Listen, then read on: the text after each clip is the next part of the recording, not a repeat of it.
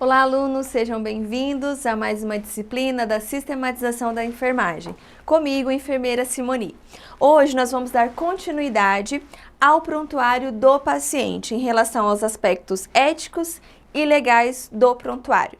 Então vamos relembrar aqui comigo a resolução COFEM 358 de 2009, que traz sobre a sistematização da assistência de enfermagem e a implementação do processo de enfermagem nos ambientes públicos e privados, na qual ocorre o cuidado pelo profissional de enfermagem. Então é importante, o que tem a ver a sistematização da assistência de enfermagem com o prontuário? A gente tem que estar ciente que no prontuário do paciente é onde eu executo os registros das minhas ações referente à sistematização da assistência de enfermagem e o processo de enfermagem que deve ser realizado nesses ambientes, ok? As intervenções de enfermagem também devem constar no prontuário do paciente. Lembrando que as intervenções de enfermagem são estratégias criadas para o auxílio do cliente chegar nos resultados propostos. Então, as intervenções são as minhas ações. O que o enfermeiro vai fazer de intervenções, vai prescrever de intervenções para eu, técnico de enfermagem, para eu, auxiliar de enfermagem, executar o cuidado ao paciente, ok? Então, as intervenções são essas estratégias representadas pela prescrição de enfermagem e devem constar no prontuário do paciente. A evolução de enfermagem ela é privativa do enfermeiro. O que é essa evolução de enfermagem? Ela consiste na análise diária das respostas que o paciente apresenta frente a essas intervenções em função dos resultados atingidos. Quem que vai passar para o enfermeiro a evolução do paciente? São vocês, técnicos e auxiliares de enfermagem. O enfermeiro também vai evoluir, também vai avaliar o paciente se ele evoluiu. Mas vocês que estão mais à frente da assistência é que vão passar essa evolução de enfermagem. Vocês devem registrar quais são as ações que vocês executaram das intervenções para avaliação da evolução de enfermagem do paciente, certo? Então, no dia a dia do enfermeiro, o que o enfermeiro deve registrar no prontuário do paciente? Os seus cuidados, as suas ações, ele deve prescrever esses cuidados de enfermagem com fundamentação, respaldo e segurança, para que sejam eficazes e eficientes. Eu não posso escrever qualquer coisa ali no prontuário do paciente, tá? A gente tem que ter consciência disso. É importante para o resgate e autonomia do enfermeiro. O médico pode prescrever os exames, pode prescrever as medicações, mas os cuidados quem prescreve é o paciente, né? Elevação da cabeceira, elevação das grades, colocar coxins nas proeminências ósseas, é cuidado, né? A mudança de decúbito também é uma prescrição de enfermagem. O enfermeiro vai, através dessa prescrição de enfermagem, ele vai fazer a redefinição das prioridades. O que é prioridade para aquele paciente para a sua recuperação? É importante também estar prescrito no prontuário. E maior participação e envolvimento nas decisões clínicas. Então, o enfermeiro, juntamente com toda a equipe, faz essa reunião para a decisão e para o envolvimento de todos os profissionais para a evolução desse paciente, certo? E o auxiliar e o técnico, o que vocês podem fazer para melhorar a assistência, além dos cuidados que vocês realizam com o paciente? É importante ter anotado no prontuário para o seu maior respaldo e execução das suas ações. Vocês vão atender à lei do exercício profissional, que é registrar no prontuário do paciente todas as ações e cuidados prestados a esse paciente. Também otimiza o tempo e você adquire melhor resultado na assistência, no cuidado ao paciente. Além do reconhecimento da enfermagem enquanto ciência também, ok? Agora, lembra que eu falei para vocês sobre a importância de qualquer intercorrência que acontecer com o paciente, vocês devem registrar no prontuário do paciente? Todos nós, profissionais de enfermagem, somos seres humanos e errar é humano. O erro, o acidente pode acontecer em qualquer local de trabalho. A gente não erra porque a gente quer, né? O erro pode estar relacionado a vários fatores. a falta de material, ao cansaço, a falta de RH, a falta de profissional na equipe, né? A sobrecarga de trabalho. Isso tudo são causas que podem levar ao profissional ao erro. Então é importante que em algum momento esses eventos que a gente fala de eventos adversos, né, de incidentes, ou processos que podem acarretar em falhas, surge um acidente, o erro. E Hensels, ele traz esse modelo do queijo suíço, que cada profissional, ele é uma fatia desse queijo. Cada profissional pode ser uma barreira para que aquele erro não chegue ao meu paciente, né? Também nós temos essa barreira como os protocolos, né, como os fluxos, mas nós profissionais temos que estar atento, certo? Se eu vejo que o meu colega pode prestar, né, que ele trocou a medicação do leito 1, fez no leito 2, que se eu vejo que ele já está fazendo isso, que ele vai fazer isso, eu posso ser uma barreira e parar ele, fazer um sinal de alerta para que isso não ocorra. Então é importante, todos nós profissionais da equipe de saúde somos uma barreira desse queijo suíço para que essa falha, esse perigo não aconteça, né? Então aqui a falha e o perigo ele passa em todas as fases, ninguém foi uma barreira, nenhum buraquinho foi fechado. Que nós possamos ser essas barreiras para que essas falhas e esses acidentes não aconteçam com o paciente, ok? É importante a segurança do paciente. A segurança do paciente não é somente para o paciente, mas para o profissional também. Se eu tenho um paciente seguro, eu tenho um profissional seguro, longe de erros e de falhas.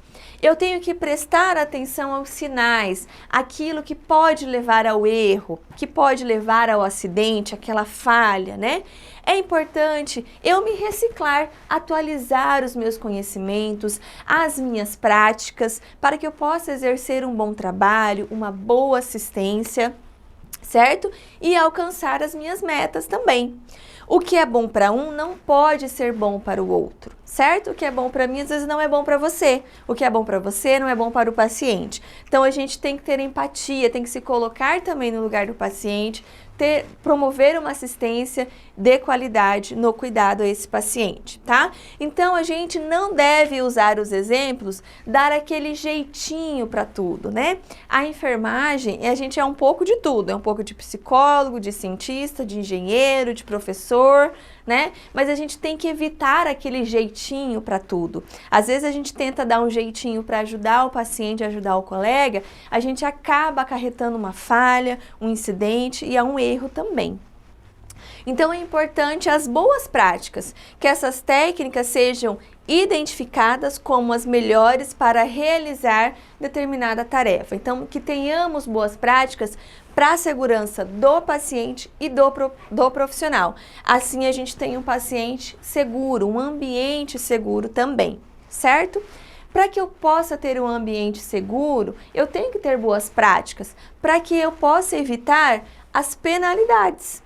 Lembra que a gente deu uma olhada na aula passada? Hoje a gente vai ver quais são essas penalidades que o profissional pode sofrer em decorrência de uma falha, de um incidente, né, de uma imperícia, de uma negligência. Então vamos ver o que é. As penalidades referentes ao Código de Ética. Então, é feita uma análise em relação àquele dano, àquela consequência que levou, e o resultado pode ser uma advertência verbal, que ele é feita na presença de 2 testemunhas e registrada em prontuário, na pasta do servidor, na pasta do profissional. Pode ser feito uma multa, né? O pagamento de 1 a 10 anuidades, isso depende da gravidade, né? Do erro, da penalidade que o profissional sofreu. Pode ser feita uma censura. O que é a censura? É uma repreensão que é publicada em revista oficial e em jornais de grande circulação. Então, seu nome é publicado, profissional, técnico de enfermagem, auxiliar de enfermagem, enfermeiro, fulano de tal, sofre censura, é publicado nessas revistas de grande circulação. É feita uma suspensão, também você pode sofrer uma suspensão do exercício profissional, que é por até 29 dias. Você não pode executar, né, o seu direito de como técnico, como enfermeira, a sua atribuição como auxiliar de enfermagem por até 29 dias. E também essa suspensão ela é publicada em revista, em jornais de grande circulação e publicada e comunicada aos empregadores. E por último, você pode sofrer uma cassação, que é a perda do exercício profissional de enfermagem, além de ser publicada em revistas, jornais de grande circulação, e isso é função do COFEM. Compete ao COFEM fazer essa publicação de cassação dessa perda do direito, né, que você tem como profissional de enfermagem. Então é importante a gente estar atento às nossas ações, estarem sempre buscando os novos conhecimentos, estarem registrando todos os cuidados no prontuário do paciente para que possa se evitar essas penalidades do processo ético em relação ao exercício profissional, certo? Então, os processos éticos, eles estão relacionados à imprudência, negligência e imperícia. O que é a imprudência? Ela é um comportamento precipitado, é uma falta de cuidado, a imprudência. A negligência, ela já a gente fala como uma preguiça. Eu sei que está errado, mas eu vou fazer, eu dou um jeitinho, né? Então é negligente, eu saber que tem algo errado e eu vou lá e faço mesmo assim. Eu sou negligente em relação a essas ações. E a imperícia é a falta de conhecimento técnico. Às vezes eu não tenho um conhecimento para fazer uma punção adequada, vou lá, faço, acabo tendo um acidente com o paciente, um erro naquela administração de medicamento. Isso foi uma imperícia. Eu não tenho conhecimento técnico, mas eu vou lá e faço. Então eu tenho que estar atento aos meus atos e às minhas ações para não sofrer os processos éticos em relação à imprudência, negligência e imperícia. Aqui eu deixo para vocês alguns exemplos dessas práticas que são inadequadas. Uma delas é a quebra do sigilo profissional, erro na execução de procedimentos, troca de bolsa de sonda, troca de medicação, abandono do plantão. Isso é uma negligência. Eu sei que eu não posso abandonar o meu plantão, mas eu vou lá e deixo meus colegas se virarem, principalmente em feriados, né? Final de semana. Então isso é uma negligência.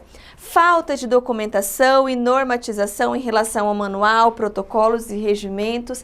Isso pode ser uma negligência do serviço. Ele não dá um manual adequado, um protocolo para que o profissional possa seguir para prestar o cuidado ao paciente, certo? Então é um desafio, gente, é um desafio para toda a instituição e a equipe de saúde, para a prevenção de erros e falhas que podem atingir o paciente, que todo mundo possa entender que cada um é uma barreira, cada um fazendo o seu trabalho, fazendo o que é certo, a gente evita os possíveis erros e falhas durante a assistência e principalmente fazer todas as anotações no prontuário do paciente, porque o prontuário é do paciente, não é do profissional, certo? Espero que vocês tenham gostado da aula de hoje sobre o prontuário, sobre os aspectos éticos e façam uma boa leitura do material. Até mais. Tchau, tchau.